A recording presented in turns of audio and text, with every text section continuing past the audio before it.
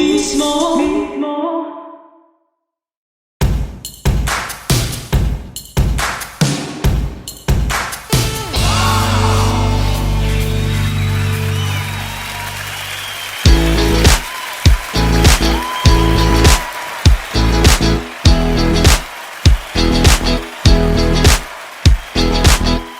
Hello! Maligayang araw po sa inyo at maraming salamat po once again for joining me dito yan sa ating programa kung saan ay hatid ay tugon sa ating bawat tanong. And this is SOULution, or Grace-Based Devotions, of course, with me, your host, Verne. At muli po maraming salamat sa inyong patuloy na pagtutok at panonood. At muli po tayo ay nagsasama-sama na naman ngayong araw na ito at napakaganda po ng pag-uusapan natin. Pero bago tayo magtuloy-tuloy sa ating mga pag-uusapan at pag-aaralan, gusto ko nang batiin ang ating mga kababayan sa labas ng ating bansa. Good morning, good afternoon, and good evening sa mga kaibigan po natin dyan sa Israel, sa Indonesia, sa Vietnam, and even po sa China, sa Amerika, and even sa Hong Kong. Meron tayong mga kaibigan at sa Israel. Kumusta po kayo? Maraming salamat po sa inyong patuloy na pagsama sa akin tuwing gabi. At alas 7 ng gabi sa mga kaibigan naman natin dito sa Mega Manila at sa ating mga kababayan. Dahil tayo po ay sumasadyo tuwing alas 7 ng gabi Philippine Standard Time every Tuesdays, Wednesdays, and Thursdays via Facebook Live. At pwede po ba ako maglambing po sa inyo? Pwede niyo po bang pakilike po yung ating fanpage, SOULution Grace-Based Devotions. At para po tayo po ay na-update sa ating mga kaganapan sa ating programa. And of course, para po sa mga kaibigan natin, hindi po natin nakakasabay sa ating programa tuwing alas 7 ng gabi. Pwede po kayong tumungo sa ating YouTube channel, MISMOtv, MISMOtv. At pwede nyo pong balik-balikan yung mga nakalipas sa ating episode para magamit nyo po sa inyong pansariling devotion or yung mga Bible study ninyo sa inyong mga simbahan. Kagalahan po namin na malaman na kayo po ay napapagpala at gaya po ng ilan po sa mga sumusulat sa atin. Sabi nila, Kuya Verne, ginagamit namin yung mga materyales natin sa SOULution. Okay na okay po yun. Tagalakan po natin at patuloy po natin ipahayag ang mayamang kapahayagan ng Ebanghelyo ng ating Panginoon Jesucristo. So, muli po maraming salamat sa mga kaibigan natin dyan po sa Makati, sa Baclaran, of course dito po sa mga karating lugar natin sa Parañaque, Cavite, even po sa Batangas. Maligaya at magandang gabi po sa inyo at patuloy po kayong kasama namin tuwing Martes, Miyerkules at Huwebes. Dito po yan sa ating programang SOULution. At syempre, pagsaluhan natin ang mayamang kapahayagan ng salita ng Diyos. Dito po yan sa inyong programa kung saan ay hatid ay tugon sa ating bawat tanong. And this is SOULution, your grace-based devotions, of course with me, your host, Laban. Kay dami nang nangako, kasiyahan ng dala, ngunit parang may kulang. Hanap ng hanap hanggang ako'y nasumpungan. Pangako'y may katuparan. Di mapaliwanag pag-ibig mong wagas. Ako ba'y karapat-dapat? Tanging ikaw lang ang kailangan. Tanging ikaw lang ang gabay. Tanging ikaw lang ang pangakong ipinako. Umako sa sala ko.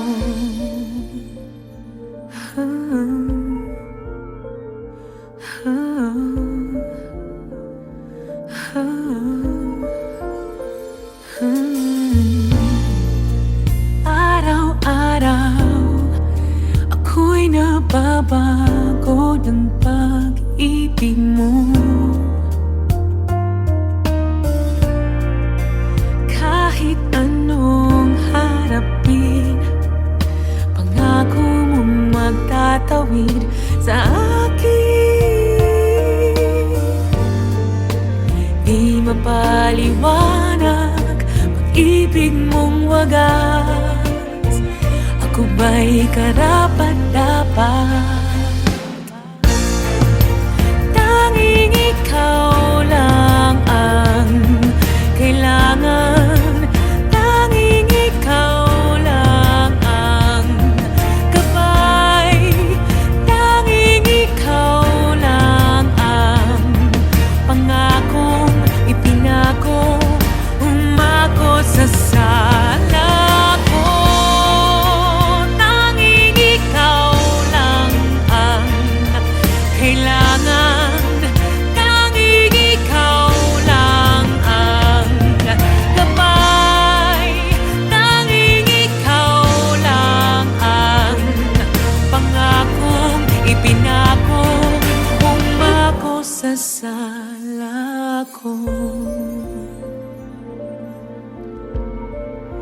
ikaw lang ang kailangan.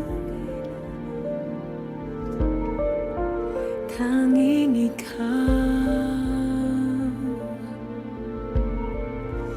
ikaw lang ang kailangan ko.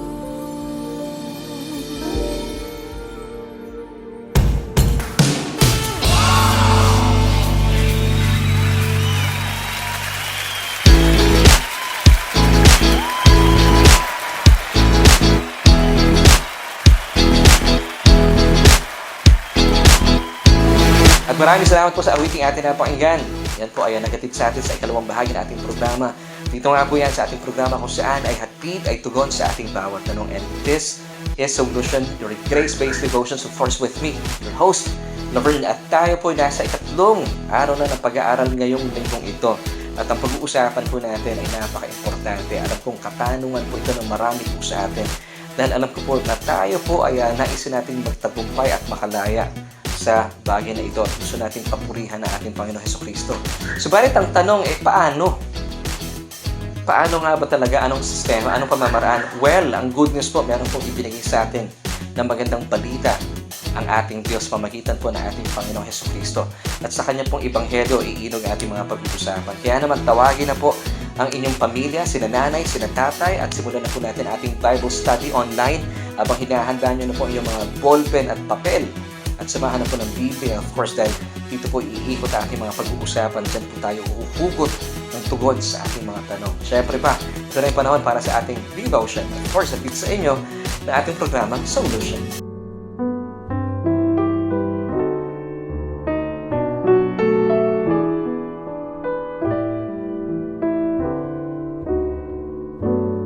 At muli po sa mga kabubukas lang ng kanilang mga PC, laptop, and cellphone, dahil tayo po ay napapanood via Facebook Live. Maraming salamat po once again for joining me dito yan sa programa kung saan ay hatid ay tugon sa ating bawat tanong. And this is SOULution, or grace-based devotions, of course, with me, your host, Verne. At maraming salamat po. Isa na naman pong pagkakataon na tayo po ay matuto at mag-aral sa loob ng ilang minuto. At sa gabi pong ito ay pagpapatuloy po natin ating mayamang pinag-usapan kagabi. At napag-alaman po natin dahil ikaw ay nakipag-isa na kay Kristo Jesus. You have been freed from curses. Lahat po ng sumpa ay talaga naman pong pinalaya na po kayo dahil sa dugo ng ating Panginoong Hesukristo. Muli po ikaw na nakipag-isa na kay Kristo Jesus ay pinalaya na pong lubusan mula sa lahat ng sumpa. Maging sumpa man yan galing sa iyong mga angkan o yung generational curses at sumpa ng kautusan. Dahil ikaw ay nasa ilalim na ng bagong kasunduan ng biyaya ng Diyos, pagitan po niya at ng kanyang bugtong na anak na si Kristo. Wala na pong kapangyarihan na anumang sumpa sa buhay mo. Pang-awakan po natin yan. At syempre sa gabi pong ito, pagpapatuloy natin ang mayama pang pag-aaral. At meron po tayong mga tauhan na kasama sa kwento. Sina Abraham, ang mag-iinang si Hagar at Ishmael. And of course, ang mag-iinang si Sarah at si Isaac. Alamin po natin ano ba ang kinalaman po nito sa ating mga pag-uusapan. At ang title po ng ating episode for tonight ay How to Overcome Sin. Once again, ang title po ng ating episode ay How to Overcome Sin. Bilang isang mananampalataya, paano ba ako magtatagumpay sa kasalanan? At ang pahayag pong ito tungkol sa isang allegory mula sa Galatians chapter 4 verse 21 until 31. Pag sinabing allegory, meron po itong hidden message pero ilalantad po ito sa atin ng Diyos. At dadarahin ko po na maging malino po sa atin mga pag-uusapan. Once again, ano ba yung allegory? Ito po yung definition nito. As a literary device, it's narrative, whether in prose or verse, in which a character, place, or event is used to deliver a broader message about real-world issues and occurrences. So, dalayan ko po na makatulong po sa atin. At alam ko po napakaganda po ng kapahayagan ibinigay sa atin dito mula sa Galatians chapter 4 verses 21 until 31. At makita po natin ang kaibahan ng lumang kasunduan ng kautusan sa bagong kasunduan sa biyaya. At ito po ay napakalinaw po ay binigay sa atin na allegory ng mga talatang ito mula sa Galatians chapter 4 verse 21. So, bigyan po muna natin ng malinaw na kaibahan ng dalawang ito sa isa't isa. Ang lumang kasunduan, yung tinatawag na Old Covenant of the Law. It's all about man's perfect performance and obedience in law-keeping. Dapat po ay kailangan niyang tupdi ng kautusan. Dahil sabi pa ng Deuteronomy 11 verse 27, kapag ikaw ay nakatupad o nakatalima sa kautusan, meron po itong kasamang pagpapala. Pero kapag kayo po ay hindi nakatalima sa mga kautusan ng Diyos, sabi ng verse 28 ng chapter 11 ng Deuteronomy, may kasama po itong sumpa. Dahil sabi po ng James 2 verse 10, nagawa mo yung siyam, you missed one, you are guilty of all. Ito po ang hindi kagandahang balita. So ang lumang kasunduan, ito po ay nakafocus sa iyong mga ginawa, ginagawa at mga gagawin pa. Ngayon, pag ikaw ay nakasunod, may pagpapala. Kapag ikaw ay hindi nakasunod, merong sumpa. Pero ito pong malaking kaibahan po ng bagong kasunduan sa ilalim ng kasunduan ng Diyos at ng kanyang bugtong na anak na si Kristo. Mas matibay, mas naitatag sa mas mabubuting mga pangako.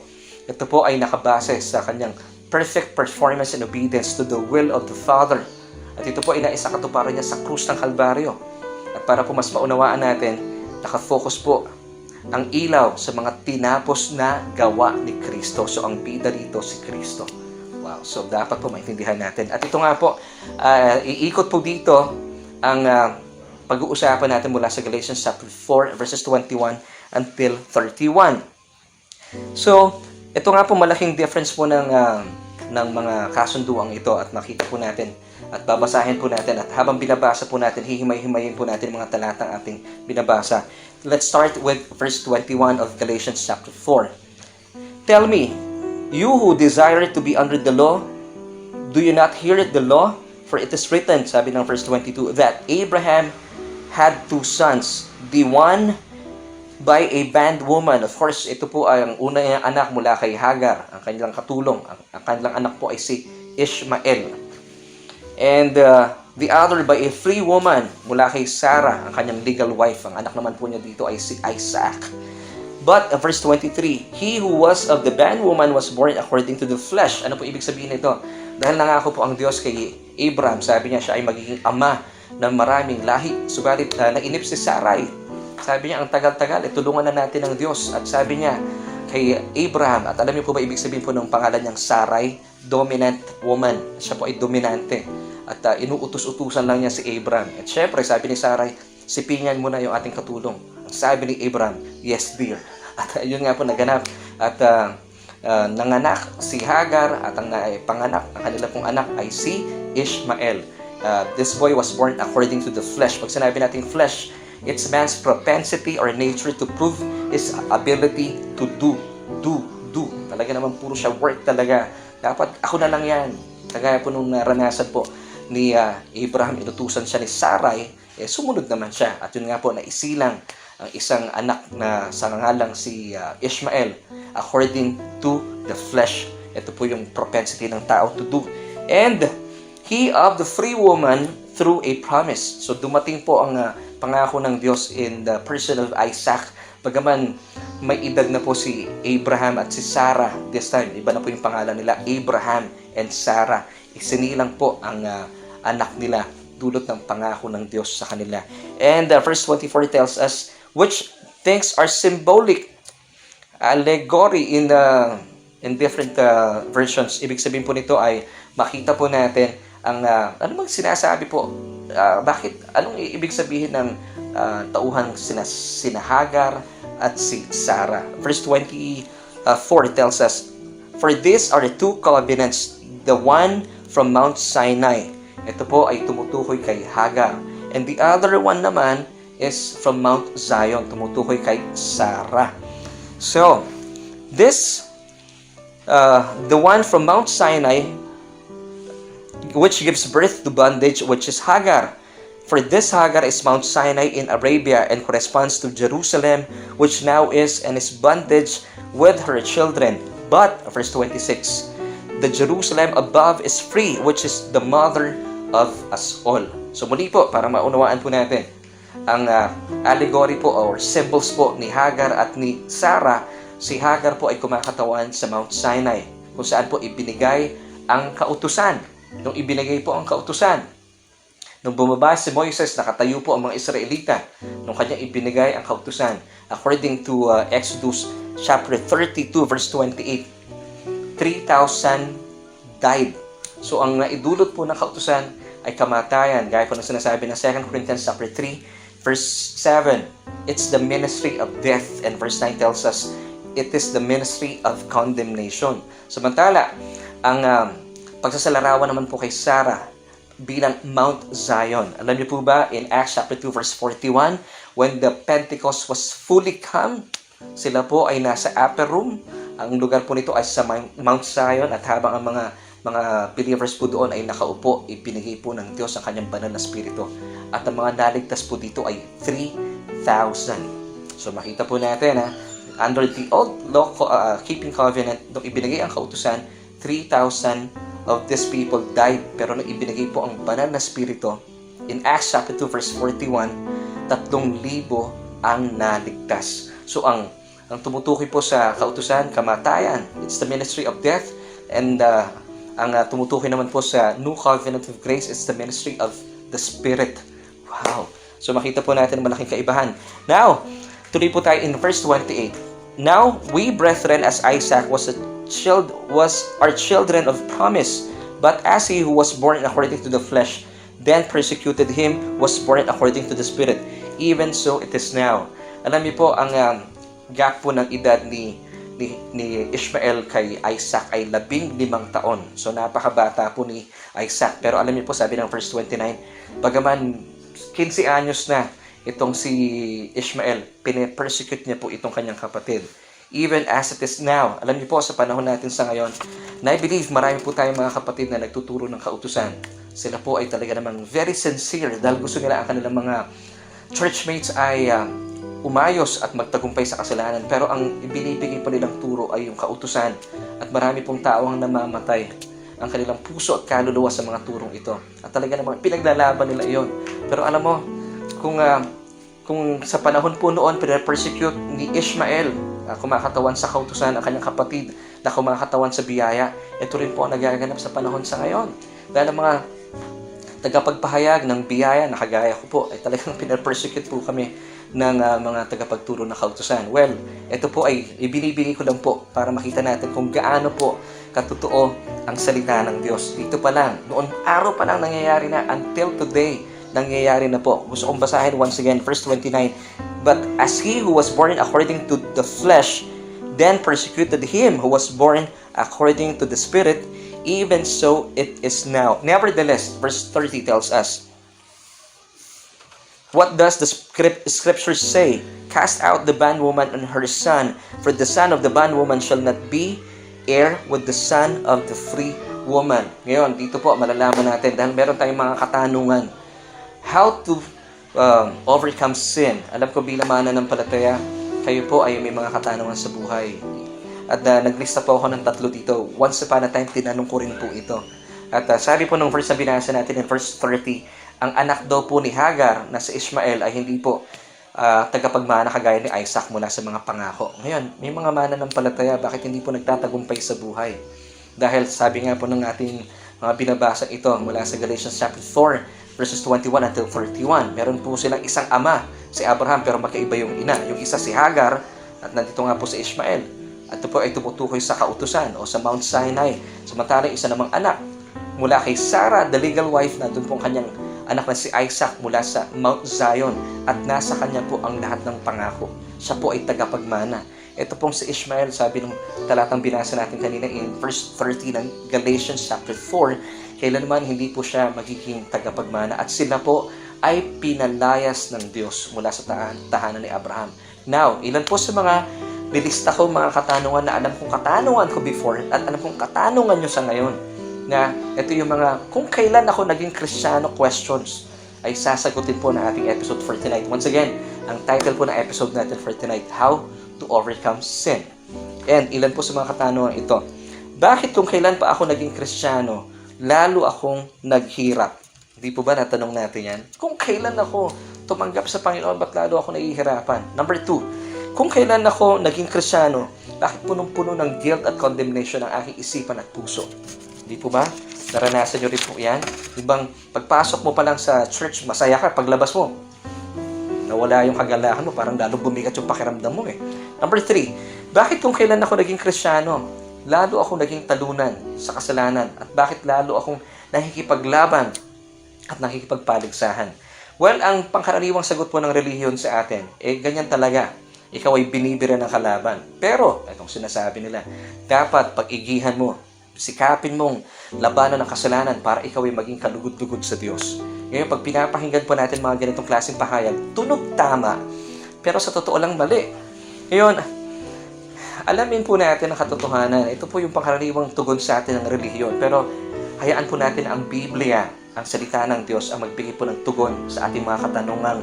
Bakit kung kailan ako naging Kristiyano? Questions. So alamin po natin, ito po ang pinakamainam na sagot. Sabayan niyo po ako, basahin po natin. It's found in Romans chapter 6, verse 14. Basahin po natin. For sin shall not have dominion over you. For you are not under law but under grace. Now, para mas lalo po natin maintindihan ang talatang ito, let's read it in the first version. Romans 6:14. For sin shall have dominion over you, for you are under law and not under grace. So sabi ng talata, kung gusto mo maghari sa iyong kasalanan, magpasailalim ka sa kautusan at huwag sa biyaya. Pero, sabi po nung binasa natin una kanina, kaya pala wala pong kapangyarihan ng kasalanan laban sa iyo. Kaya pala ikaw ay nagtatagumpay sa kasalanan dahil ikaw ay wala sa ilalim ng kautusan, bagkos ay nasa ilalim ng biyaya. So, kaya nakikipagbuno at nakikipaglaban ng isang kagaya mong Kristiyano dahil ikaw po ay nananatili pa rin sa ilalim ng kautusan. Ikaw ay maituturing na isang anak ni Hagar. Ikaw ay si Ishmael. Kung ikaw po ay mananatili sa ganitong kasunduan, ikaw ay magiging alipin magpakailanman. Hindi po kayo magtatagumpay. At lalo po nyo itatanong sa inyong buhay, bakit kung kailan ako naging Kristiyano, ... Para bang talagang hindi ka na makawala dyan. Talagang hindi po kayo makakawala dyan dahil kung kayo po ay nasa ilalim ng kautusan, ikaw ay isang anak ni Hagar. Ikaw si Ishmael. At ang nakakalungkot po dito, hindi po kayo tagapagmana kagaya ni Isaac. So, ituloy po natin. Hindi po kayo kailanman magiging tagapagmana ng mga ipinangako po kay Isaac bilang anak ni Abraham. At ito po yung mga pangako ng Diyos sa atin ay makakamit po natin kung tayo po ay papasailalim lamang sa biyaya ng Diyos. And by the way, kaibigan, importante pong maintindihan po natin ito at totoo nga po yan nangyari po ang lahat ng ito. Na kung kayo po ay nasa ilalim ng kautusan, hindi po kayo magtatagumpay dahil alam mo kung bakit? Nakatuon po ang kautusan sa iyong mga ginawa, gagawin at mga ginagawa mo pa o gagawin mo pa sa future. Ngayon may kaakibat po itong sumpa. Kung hindi ka makakatalima perfectly, dahil sabi po ng James chapter 2 verse 10, nagawa mo yung siyam, you missed one, you are guilty of all. Now, importante po na kung kayo po ay naglagak na inyong pananampalataya sa ating Panginoong Hesukristo, ibig sabihin, binibigyan mo po ng tuon ang kanyang mga tinapos na gawa sa krus ng Kalbaryo. Importante po bilang isang mananampalataya, filter po natin ating mga pinapakinggan. Siguro you would ask me, paano ko malalaman, Brother Laverne, kung ang mga napapakinggan kong mensahe ay tungkol sa Ebanghelyo? Ngayon, ano po ba talagang Ebanghelyo? Ang Ebanghelyo po ng ating Panginoong Hesukristo, hindi po yung 10 Commandments. Hindi po iyon. Ang Ebanghelyo po yung Gospel. It's all about the Gospel of grace. It's all about the finished work of Christ on the cross. Ngayon, paano po natin malalaman po ito? Ito lang po ang simpleng panuntunan. Kapag kayo po ay nakakapakinig ng mga mensahe na tumutukoy sa inyong mga ginagawa at mga gagawin pa, at alam ko yung mga tagapagpahayag o yung mga pastor, very sincere naman po sila. Pero kapag kayo po ang nagiging sentro ng usapin sa pulpito, hindi po ito Ebanghelyo. Ito po ay sa ilalim ng kautusan. Ito po ay magdudulot po sa inyo ng pakiramdam na yung sense of guilt and condemnation. At eventually, ito po maghahatid sa inyo sa sense of or depression. At marami po mga mananampalataya ang nararanasan po ito. Bakit? Dahil ikaw pa rin ay isang anak ni Hagar. Ikaw si Ishmael, nananatili sa kautusan. Pero anong ay ibahan po ng Ebanghelyo ng ating Panginoon Hesukristo? Ito po ay tumutukoy sa mga tinapos na gawa ni Kristo sa krus ng Kalbaryo. Ito po yung minamagnify sa pulpito. At napapagyaman po at nagbibigay po sa atin ng kalayaan, kapahingahan at kagalahan. At ito po ang naisin ng Diyos na patuloy po natin napapakinggan. Meron pong paalala sa atin si Pablo in Galatians chapter 5 verse 1. Stand fast therefore in the liberty by which Christ has made us free, and do not be entangled again with a yoke of bondage. So wag niyo pong hayaan na kayo po ay mapasailalim sa kautusan dahil hindi po kayo talaga magtatagumpay sa kasalanan. And Paul, in this verse, is telling us to acknowledge the new covenant of grace. Dapat po ito po ang pinagtutuunan natin ng pansin. Ito po ang ating pinag-aaralan. At ito pong new covenant of grace was enforced upon the death of Jesus on the cross. Hebrews 9, verses 15 until 17. Because the gospel is the gospel of grace. Ang ebanghelyo po ay ebanghelyo ng biyaya ng Diyos. It's all about the finished work of Christ on the cross. Hindi po ito yung Ten Commandments na kailanman hindi po kayo nito kayang gawing matuwid at banal. At gusto ko pong iwan sa inyo ang totohanan ito. Because ang purpose po ng law in Romans chapter 3 verse 20, it says, therefore by the deeds of the law, no flesh will be justified in God's sight. For by the law is the knowledge of sin. Of course, sabi po in Romans chapter 7 verse 12, ang kautusan po ay banal, matuwid, at mabuti. Pero hindi kanya kayang gawing banal, matuwid, at mabuti. Dahil ang pakay po ng kautusan, ipakita po sa inyo kung gaano po tayo makasalanan. And then you would come to realize, Lord, kailangan ko ng isang tagapagligtas. Kaya po niya ibinigay sa atin ang kanyang bugtong na anak na si Kristo upang magdusa at mamatay sa krus ng Kalbaryo at maitatag ang bagong kasunduan sa pagitan ng Diyos at ng kanyang bugtong na anak na si Kristo. So, ito po ang katotohanan. At ang nakakalungkot pa, ay, hindi, Brother Verne, kailangan ko pa rin i-keep ang kautusan para ako'y maging banal at matuwid at kalugod-lugod sa harapan ng Diyos. Hindi po. Isa pang verse para po mapatunayan natin, hindi po yan ang layunin ng Diyos. In 1 Corinthians 15:56, tingnan niyo po yung talatang ito. The strength of sin is the law. The more po kayo nagpapasailalim sa kautusan, lalo pong pinapagyaman nito ang inyong ang mga kasalanan sa buhay ninyo. Dahil ang kapangyarihan ng kasalanan ay ang kautusan. The strength of sin is the law. Now, ito po yung ating solution for tonight as we end. Being under grace is giving so much value to the finished work of Christ on the cross. The more po na sinasabi mo, Panginoon, dito ako sa ilalim ng biyaya. Alam mo, binibigyan mo ng balor ang mga tinapos na gawa ng ating Panginoon Hesukristo. Ito po ay pagkilala sa kanyang mga ginawa sa krus ng Kalbaryo. At hindi pagkilala sa iyong mga ginawa, ginagawa at gagawin pa sa hinaharap. Ibig sabihin, binibigyan mo ng pansin at tuon ang kanyang mga ginawa sa krus ng Kalbaryo. At ito po ang nagbibigay ng luwalhati sa ating Diyos ang masalangit. At lumipat na po kayo ng bundok. Huwag na kayo sa Mount Sinai. Huwag kayo kay Hagar. Lumipat na po tayo. Dito tayo sa Mount Zion. Ito po ang bundok kung saan nananahan at mananahan ng Diyos magpakailanman. Kaibigan, bilang pagtatapos, ito po ang nais kong iwan po sa inyo. Importante po sa ating buhay bilang mananampalataya na pag-aralan po natin itong Galatians chapter 4 verse 21 until 31. Ito po isang allegory. Bakit po nilagay po ng banal na spirito na isulot po ito dito sa pamamagitan po nito para lalo po nating maunawaan. Kung kayo po ay nasa ilalim ng kautusan bilang isang Hagar at kayo po ay anak ni Hagar, ikaw si Ishmael, kailanman hindi po kayo magtatagumpay at hindi mo makakamit ang mana na pangako ng Diyos dahil ang mana ay nakay Isaac. Siyang anak na legal ni Abraham dahil siya po ay anak mula sa legal na asawang si Sarah. So dito tayo sa legal. Huwag po tayo dito sa isa. Importante po maunawaan natin. And you have to decide, kaibigan, kung gusto mo makawala sa kasalanan at ma-overcome ang kasalanan, huwag po kayong manatili sa Mount Sinai. Huwag kayo sa kautusan. Magpasailalim po kayo sa biyaya ng Diyos.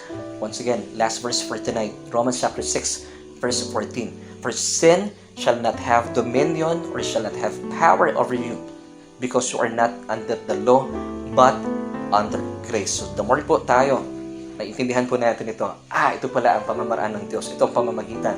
Dahil po na isa katuparan na po ang bagong kasunduan ng biyaya ng Diyos, manampalataya po kayo na wala na pong pagkakataon na managumpay laban sa inyo ang anumang kasalanan. At ito po ay napangyari dahil sa mga tinapos na gawa ng ating Panginoong Jesus sa krus ng Kalbaryo. Maraming salamat po sa inyong pagsama sa akin. Minsan pa dito yan sa ating pag-aaral ng salita ng Diyos. At sa iyo, syempre para ating programang SOULution.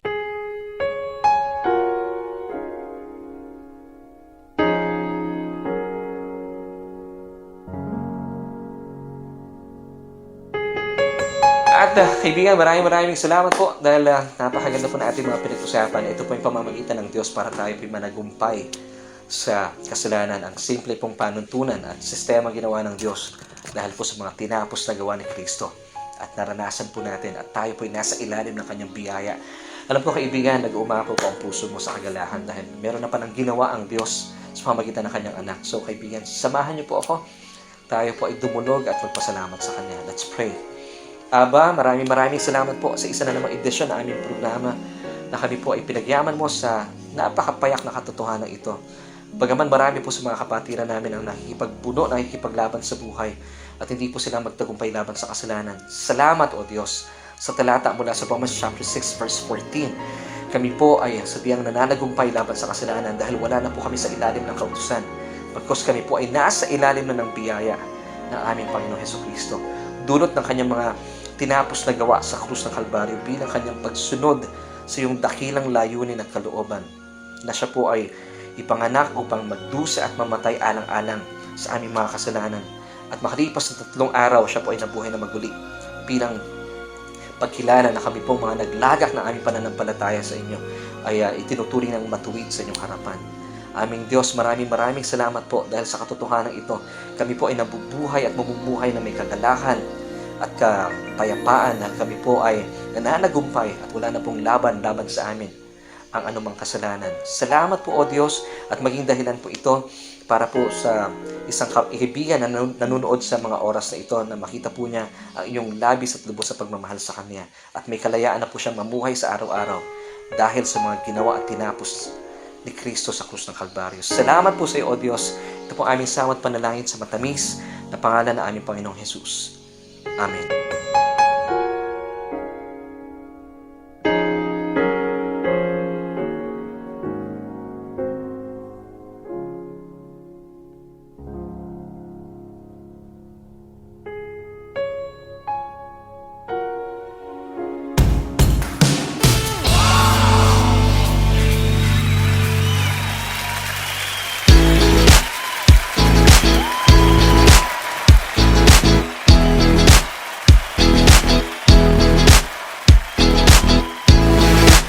Kaibigan, maraming salamat po. Isa na naman pong edisyon ng programang SOULution ang sumainyo ngayong araw na ito. At dalayan ko po sa mga pinag-usapan po natin ay napagyaman po tayo, nakalaya po tayo at nasagot ang ating katanungan for tonight, How to Overcome Sin.